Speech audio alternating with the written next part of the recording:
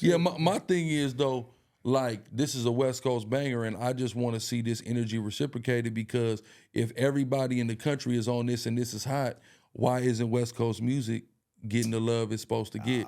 Because like I'm down south, I've been down south 5-6 years now. I was in Texas first, then I've been in Atlanta since 2019. Bro, niggas ain't even checking for it. Niggas is like, yo, nigga get in the car with me, you gonna hear all West Coast artists. You're gonna hear plenty Long Beach, you're gonna hear plenty D-Dub in there, Savi, you're gonna hear all that, right? But niggas is like, what's that? Yeah. You know what I'm saying? And they, like, it's a number turning of their different face reasons. up. Yeah, I was about to say It's a number of different reasons. I'm gonna let my bad. Well, I was gonna say just a couple.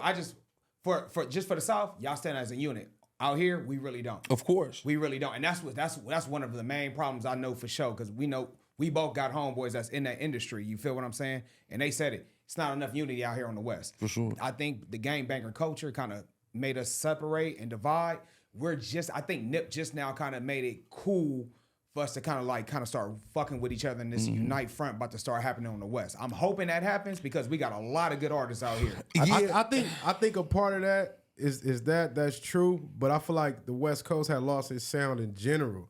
It's like these niggas lost their identity, want to sound like people from the South, want to sound like these New York niggas. You know what I'm saying? So people can't even come to the West Coast to get a West Coast style or vibe. If you was somewhere else, you hear New York music, I want to take me to New York when I hear your music. You know what I mean? Or take me down south when I hear your music, how it is down south versus trying to sound like everybody else. I say this all the time.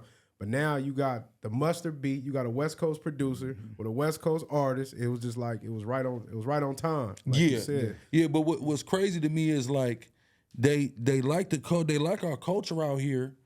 They want to watch a hood vlog. They want to hear about hats and tats. They want to hear about that. The lingo, how we dress, they all want. that. They're like, this is a strange culture. You know what I'm saying? Though it's almost like they want to go on a safari. Like, nigga, what's it? No, I went real. over where? No, can for I go real. to Crenshaw and Slauson? Like, oh my I'm God. gonna tell you this. Some niggas think Crenshaw's a city. They don't know it's just a street. Hey, look, I'm gonna say two reasons though. One, the West Coast has been plagued with clones. Everybody wanted to sound like Draco the Ruler. Draco was the last person besides Nip who had an original sound, his own flow, his own swag, and everybody saw the success he had and ran with that. Since Draco died, that's all you hear is niggas rapping like Draco. Let's be real. On this track, Kendrick rapped like Draco. That's why the West was like, ooh, he rapping like, ooh, and he got the mustard on the beat. And two, the subject matter. Our subject matter from our rappers is not as universal. This is why Nip took off the way he did after he died, when the world went back and listened, like, oh, he talking that shit. He talking that shit that Jay be talking. He talking some shit like Nas be talking. It's more universal. Most of West Coast artists is strictly gangbang. And most of the world don't gangbang. So it's only so much I can listen to the gangbang. It's fun to watch. Boys in the Hood, Menace to Society, Hood Vlog. Oh shit, we ain't got them hoods out here. Oh shit, he got his rag on this side. It's cool optically, but when I start to listen to it and vibe to it, I can't relate to it. You limit yourself, and on top of that too, like you said gangbanging. The way we gangbang out here is totally different from how they gangbang in New York, Texas, and all that other stuff as well. So that has another complex as well. But yeah, you know what I'm saying. We getting it together out here. No, yeah, that was going. You took the words right out of my mouth. To me, that's the biggest reason is that you got songs for 2 minutes and 30 seconds, and we got people talking about people and saying certain things that a listener not from here is going to have no idea of what's going on. See, but the problem with that is that didn't hold Chicago back. I mean, I'm talking about the terminology. They introduced and changed the terminology of the world. You see what I'm saying? Op, thought, all these words, these are just words that they had that were local to them, and people took the time to actually go and engulf themselves in learning about them so they could understand their music. So that's something that killed me too. Like, wait a minute, so the Chicago niggas can come and everybody can go and want to get into they shit, but it don't happen for us. You know what I'm you saying? gotta realize but Chicago was new. And they damn near credit their whole genre with the drill music. You know what I'm saying? So that was unique sound. Exactly. That was a whole different energy. And like you said, they came out, they was different. They wasn't trying to be like nobody else, in my opinion. But I just think a lot of us, like he said, with the vocabulary, or it's like, damn, how much you could talk about, because people, that's all rap music is. You talking about street shit. Majority of the rappers, you know what I mean? But street shit in different ways. You could tell the same story 10 different ways, but these niggas be saying the same shit over and over. How many niggas you killed, how many bodies you got, how much you do this.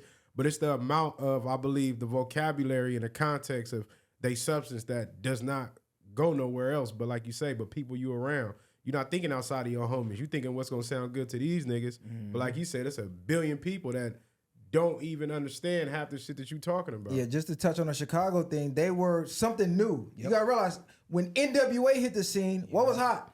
It was the bebop shit. You know what I'm saying? The Run DMC. So when they hit the scene, this is something the world has never seen. We never They seen never know what Lowrider was. 50 teenagers in a music video shot on an iPhone with AKs, Dracos, and 30 clips. Like half these niggas out here didn't even never seen the 30 clip to Chicago hit the scene. So I think that's why they took it by storm the way they did, because not only was it new, it was a new sound. We're like, what the fuck is drill? These niggas killing niggas and rapping about it and tweeting about it and really doing it. This is crazy. Then you got DJ Academics running a play-by-play. It just was the perfect storm. It was the perfect storm. It was the perfect storm. The same way the gangbang shit in the 90s was the perfect storm for the West. Yeah. We turned the whole world out. Yeah. You know what I'm saying? Now we need another storm. It was their turn. Yeah, it was just time. Yeah, everybody had a time when it's hot. New York had it. Cali had it. The South had it. Now, the Midwest. It's just everybody. It's just a circle. It's all gonna come back around though. No, that's a fact.